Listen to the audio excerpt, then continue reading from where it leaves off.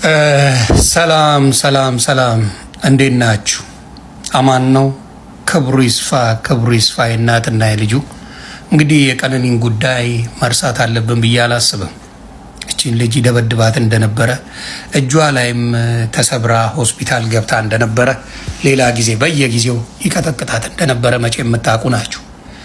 ግን እውነታውን ትታችሁ ዮኒ ማኛ ሐቁን ስለተናገረ ለምን ዮኒ ማኛ ትክክል ሆነ ሐቅ ተናገረ ከሱ ተቃራኒ መሆን አለብን ብላችሁ ሌላ ቪዲዮ የሰራችሁ እነ ዳልቻ የምትባል ከብትን ቁርጥ የምትባል መርዘኛ እነሱ የዚችን ምስኪን የዚችን ንጹህ ነፍስ ምን አድርገዋል? ህይወቷን ደብቀውታል።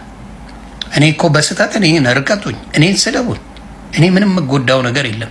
ስድብ የለመድኩት ነው። 15 ዓመት ተሰድቤ ያለው ማንም ምንም እኔ ላይ ያመጣው ነገር የለም። በሚያሳዝን ነገር ግን ቺን የመሰለች ኦሮሞ ያውም የገዛ ደማችሁ ሆነ እንደዚህ እያደረገ ነበር የሚቀጠቅጣት። እጇን ሰብሯታል። እጇን እንዲህ ያለችው ፋሻውን ላለሁ የተጠቀለለ ይቀጠቅጣት ነበር። አንዱ ዓለም ይመታት ነበር። ከሷ በፊት ዴት ያደረጋቸው 3 ሴቶች አሉ። የመንግስት ከለላ ከተደረገላቸው መጥተው ሊመሰክሩ የሚመጡ 3 ሴቶች አሉ። የዛ ቀን ጸቡልና ሀገር ጸጉር ቤት ሆና እየተሰራች ቀነኒ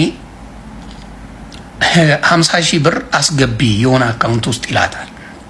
በፊት እንደለመደችው ተደውሎ በስልክ ከባንክ 50,000 ብር ማስተላለፍ ይቻል ነበረ፣ እሷው ስለሌለ ማለት ነው። ስለዚህ ስትል አይ እንደሱ አሰራር ቀርቷል፣ እሱ አሰራር ስለቀረ መተሽ ካልሆነ አይቻልም ተባለች። ይሄንን ነገር ልታደርግ ስትል ጓደኛዋን ትደውልና ስትል አይ ከዚች ጓደኛዬ አስገባለሁ ምኑን የልደቷ ቀን ማለት ነው። ለልደቷ ፎቶ ምናምን ጸጉሯን በምትሰራበት ሰዓት እኔ አስገባለሁ ከጓደኛ ታስገባለች። ከዛ በኋላ እንትን እንላለን ስትለው በሱ ነው ጸቡ። እንግዲህ ተናዶባታል። ስለተናደደ ያው ጠጥቶ ይመጣል፣ ይደበድባል፣ በትራስ አፍኖ ይችን ልጅ ህይወቷን ያጠፋዋል። መቼ ነው የሚበቃው? የሴቶች የህፃናት መደፈር፣ የሴቶች መቀጥቀጥ መቼ ነው የሚበቃው? መቼ ነው የሚቆመው? በዘር በተለያየን እውነታ መደበቅ አለበት? ከዚች ምስኪን ህይወት ይልቅ ዮኒ ማኛ መናገሩ አመማችሁ አይደለ? ለሲምቦኒ ስጮ ዘሯን መርጬ ነው ጮኩላት እንዴ? ሲምቦኒ እኮ ኦሮሞ ናት አይደል እንዴ? ስለዚህ እውነት ስንናገርኛ ከኦሮሞ ጋር ጠጋ ያለ ዮኒ ማኛ ነው። ኦሮሞውን፣ አማራውን፣ ትግሬውን ማንንም አልወክልም። እኔ ራሴን ወክዬ ነው የምናገረው። ሁሌም ነው የምላችሁ ራሴን ወክዬ የምናገር ሰው ነኝ። ምክንያቱም ሰው አልመረጠኝም። ውክልና የሚሰጠ ሰው ሲልህ ነው። ሰው ይሄን ይወክላል ብሎ ሲመርጥ ነው። ውክልና ባልተሰጠኝ ቦታ ላይ እኔ እንዲህ ነኝ ብዬ መወከል አልችልም። ስለዚህ የዚችን ልጅ ደም ግን የደበቃችሁ እነ እንቁርቲ እነ ዳልቻ የምትባል አንተ ከርሳም መሀይም፣ እውነቴን ነው የምልህ፣ እግዚአብሔር በቤታችሁ የእሷ ሀዘን ይግባ።